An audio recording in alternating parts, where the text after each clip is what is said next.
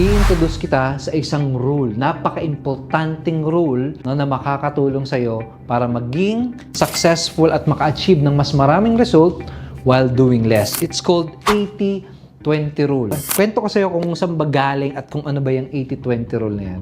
Itong rule na to, nagsimula to at na-discover ito noong 1900s. Na-discover ito ng isang economist na ang pangalan ay Vilfredo Pareto. At na-discover niya to nung habang naglalakad siya sa kanyang garden. So habang naglalakad siya sa garden niya, mayroon siyang napansin na kakaiba. Actually, mayroon siyang napansin na isang anomalya. Ano yung anomalya na yun? Napansin niya na karamihan or roughly 80% nung healthy or malulusog na bunga nung kanyang garden ay nanggaling lamang sa iilan or roughly 20% ng mga halaman.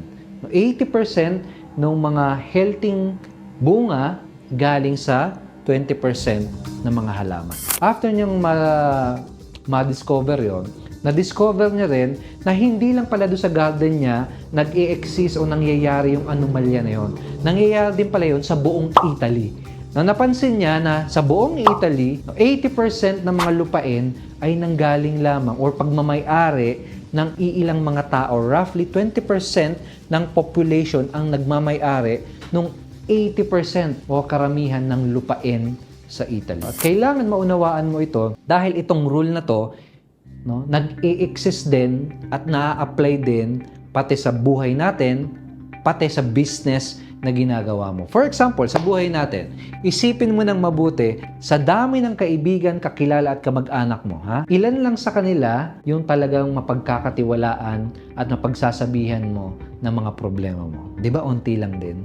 80-20 rule. Another example, sa damit na pagmamay-ari mo, meron ka lang ilan doon na paborito at paulit-ulit lagi mong sinusuot. 80-20 rule. Ganun din sa buong population, sa buong mundo. Sa population, 80% or majority ng population ng buong mundo matatagpuan sa top 20% sa iilang country lamang. Majority ng population o karamihan ng population sa buong mundo matatagpuan sa iilan na bansa lamang.